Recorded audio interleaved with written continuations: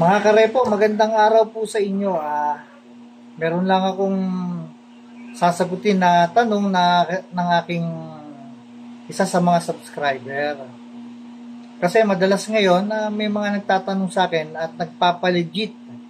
No? Tinatanong kung legit ba tong company na to kasi ipapasalon nila yung sasakyan. So meron company sa Davao, Cebu, kung legit daw ba tong mga ito. So ako, pangkalahatang sagot ko pagdating sa tanong kung legit yung mga yan, maaaring legit sila na nagkumukuha ng pasalo. Pero yung way ng pasalo po ay hindi po yan legal. Nagiging legit sila kasi kumukuha din ng kumukuha din ng permit yan eh. Baka dyan, may mga DTI pa yan, may mga business permit pa yan, di ba? Pero yung way po ng business ng pasalo, para sa akin po, breach of contract yan. At sa aking nalalaman na yung ganyang way ng bentahan, breach of contract yan. May kontrata kay bangko between the client. Ngayon, sinisira na ng kliyente yung kanyang kontrata kay bangko at pag yan binenta ng pasalo. Ngayon, may lumalapit sa akin kung legit daw ba itong mga company na to. Siguro medyo inosente kayo dun sa way ng mga pasalo at kasi minsan naririnig nyo na kaysa masira ang pangalan nyo. So, ipapasalo na lang ito. Ngayon, ang masasabi ko dito, no, kung ipapasalo nyo yung sasakyan ninyo, very risk. High risk po yan. So, napakarami na yan sa buong Pilipinas na bumibili ng pasalo. Meron niyang mga page sa FB. So, risk nyo yan kung yan ay kakagatin ninyo. Ganon din dun sa mga bumibili ng pasalo. Risk din po niyan. So, masasagot ko dyan sa kung legit yung mga pasalo na yan at kung bibili kayo dyan ng pasalo, siguro naman kung madadalaw nyo yung page ko, marami ng mga sitwasyon doon na talagang hindi na po yan recommendable ang pasalo. Sinasamantala na po kasi ng iba yan. Ako may bibigay ako sa inyong na tip para kung alamin nyo kung legit ba o kung safe ba. Pero ikwento ko muna sa inyo ibang nangyari doon sa mga sa mga lumalapit sa akin regarding diyan sa pasalo na yan. Kasi mayroong iba kukuha ng sasakyan, ang down payment 70. Nagipit, hindi na kaya magbayaran. Ang nangyayari po tuloy, pumupunta sa mga group chat, sa mga Facebook, makikita na kailangan niyang, parang nakikita niya na naiengganyo na ipasalo na lang kasi nga sinasabi daw ng mga sasalo kaysa masira ang pangalan mo, may magtutuloy. So masisira nga ba? Actually, totoo pong masisira po yan. Pero, 3 years po kusang mabubura yung bad credit history mo. So ano ba yung dapat? Isusugal nyo ba? Although ako yung muling kausap ko, 70,000 nag-loan. Naipasalo niya ng 150. Kumita pa siya. Ang problema, after niyang maipasalo, dun sa company na yan, pinasalo na rin ng company. At yun na po ang naging problema. Hindi na po nagbayad yung sumalo. Maaaring yun, naipenta ng company na ng 200 kasi 150 nakuha sa kanya o 250. Ang problema, yung sumalo, sinadya na pong hindi nagbayad. So, sino nga habulin? Ikaw na nagpasalo dun sa kumpanya na yun. Ikaw ang hahabulin ng company, hindi yung kumpanya na yun. O ngayon, eto na ngayon ang dilema, hindi na po makita yung sasakyan. Hindi na rin po pinapansin yung lumapit, yung client na nagpasalo dun sa company. Maraming sitwasyon po. Minsan gagawa yan ng group chat, naibenta mo halimbawa yung L300 mo, 60. Siyempre may group chat kayo, magtatanungan kayo nung minsan sinisimple nung nagpasalo, yung nakasalo. Magkano mo nakuha? 180. Naku, 60 lang nakuha sa akin na. So, ganun po ang kitaan ng mga kumpanya na yan. Ngayon, ito na ngayon ang dilema. Hindi nagbayad yung sumalo. So, sino ngayon ang hinahabol ng bangko? Yung nagpasalo. Ang problema kasi natin dito, paano pagtuluyang nawala yung sumalo?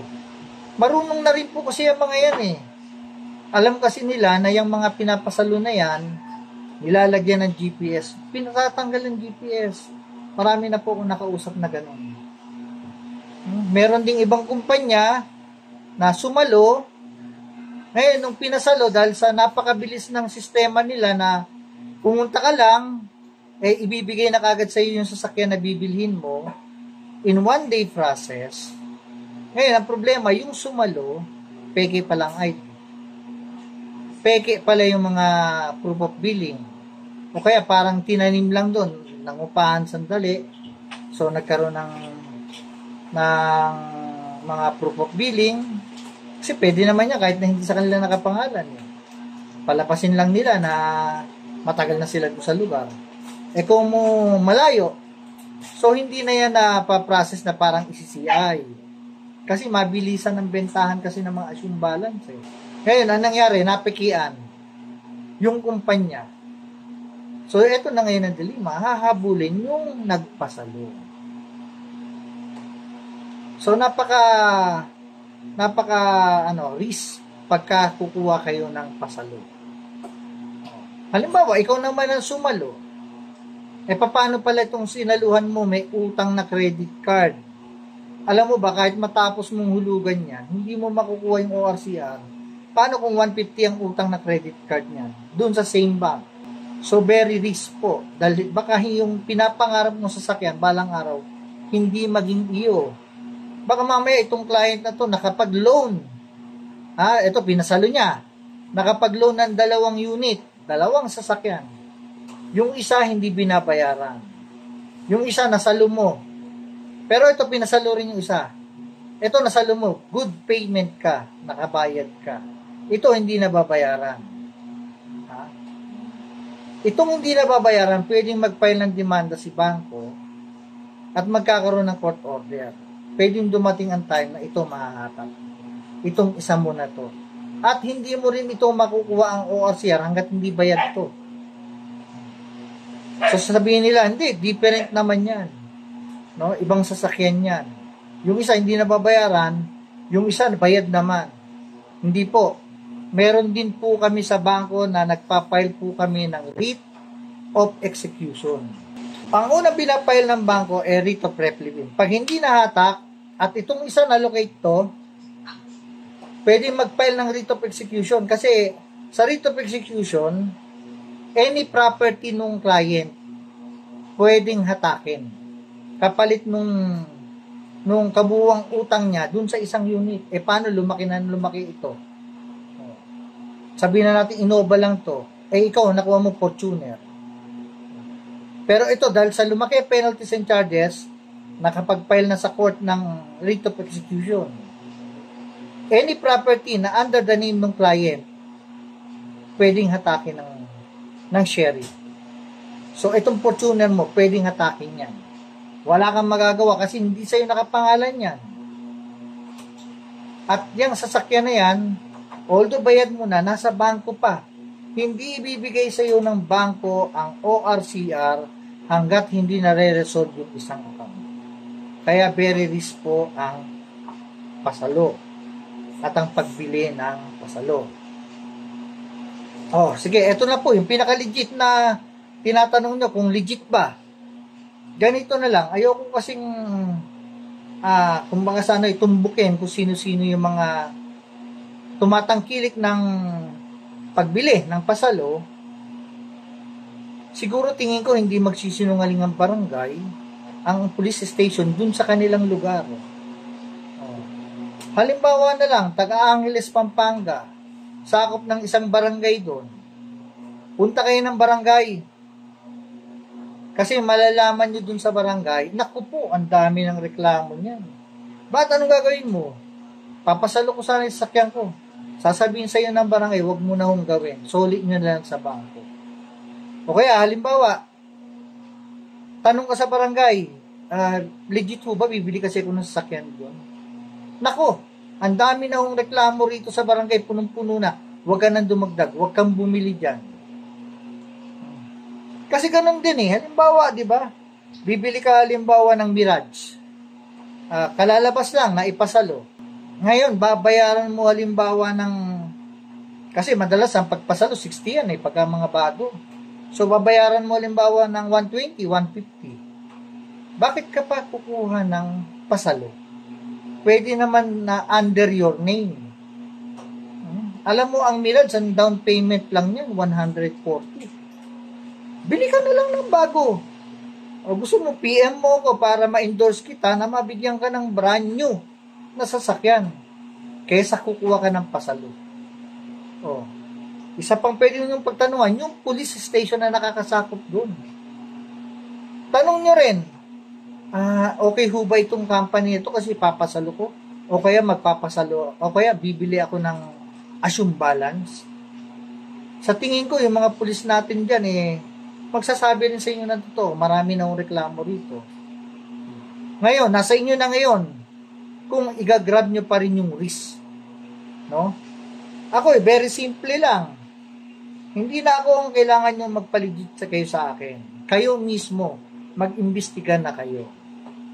Kasi meron na ako mga tawag from Pampanga, from Paranaque, mga bumibili ng pasalo, mga bandang Visayas, Mindanao.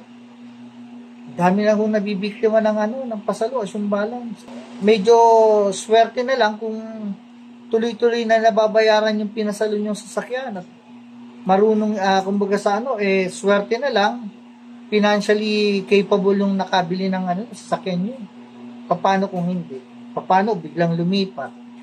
Paano kung yung sasakyan palang kinuha sa inyo? Doon din kumukuha ng pinagkakakitaan, kinapos, nagkasakit. So, hirap isoli nung sumalo yung inyong sasakyan para maibalik. Pero ito ngayon ng bangko. Ano ba ang pwedeng i-file sa inyo ng bangko? Pagka nagpasalo kayo ng sasakyan, unang-una pong pwedeng i-file sa inyo ng bangko, writ of reprieve. Kasi para mahatak yung sasakyan. Ang susunod po niyan writ of execution. Sa writ of execution, any properties under your name, pwede pong habulin ni bangko o hatakin. Halimbawa, naramdaman ni bangko, magre-retire ka na, teacher ka pala, kaya police ka. Ilelevy po nila yung yung retirement mo.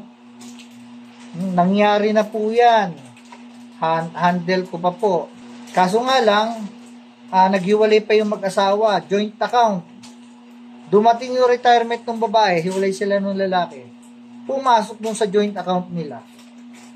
Yun po, nahatak po ng bangko yung pera. Hindi po nakuha ng babae. Kulang pa yung kanyang retirement dun sa utang na sasakyan. Ginagawa po ng bangko o financing ang levy. Kaya medyo, kung kayo magpapasalo, at medyo parang sa umpisa, kala nyo, nasolve ang problema ninyo. Pero mo, nag-loan ka, 70,000 lang na loan mo. Binayaran ka ng 150. Yung magaganda sa sasakyan yun, Paano yung mga Mirage? 40, 60, L300, 80, 120. Pero, in the future, eto na yung kakaharapin mong problema. May sarili kang bahay at lupa, ilelevy ng bangko yan.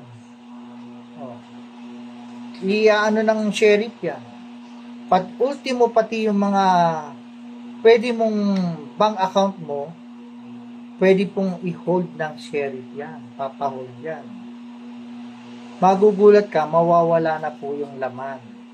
At i-inform ka na lang ng bangko na pinadala na ni bangko, yung cheque sa korte.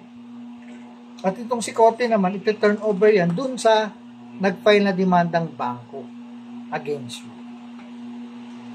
Ayun po, ang sagot ko dun sa kung nagpapaligid kayo, kung ito bang company na ito, legit para kumuha ng pasalo, at kung hindi ba kayo mapapahamak, hindi ko masasagot ng diretso. Punta na lang ko kayo sa barangay na nakakasakop ng lugar. Kunyari, Parañaque, may barangay, sakop yung lugar ng company na yun. Tanong nyo doon. Tapos tanong nyo kung may mga nangyari na bang reklamo. Kasi mahirap po ngayon na yung sitwasyon na magpapasalo ka. At stake po ang pangalan ninyo. Bangko po ang kalaban ninyo o kaya financing. Tapos pagdating na ng may problema, hindi na po nasosolve. Kasi hindi naman lahat talagang swerte. Maaring merong good. Paano yung hindi good? Kaya nga sabi ko dun sa isang kausap ko na parang nagbabash sa akin na naninira daw ako ng negosyo. Hindi ako naninira ng negosyo. Matagal na ako sa ganitong kalakaran as a repoman. Diyan kami hirap mag-attack ng sasakyan pagdating sa pasalo. Ngayon, kung naging good ang transaction, sige, sa inyo yun. Ngayon, yung hindi good na transaction at lumapit sa akin, siyempre natural, bibigyan ko ng advice yan. O kaya, marami lumalapit sa akin, nabibiktima, kasi merong ibang company, hindi talaga good eh. Lalo na nga, breach of contract yan. So, pag lumapit sa akin, syempre, papayuhan ko kung ano yung dapat niyang gawin. Para man lang mabawasan yung kanyang stress na nararamdaman. Ayun po, hanggang dito na lamang. Sana nasagot ko yung tanong ng isa kong subscriber. Maraming salamat po sa mga sumusuporta kay Repoman.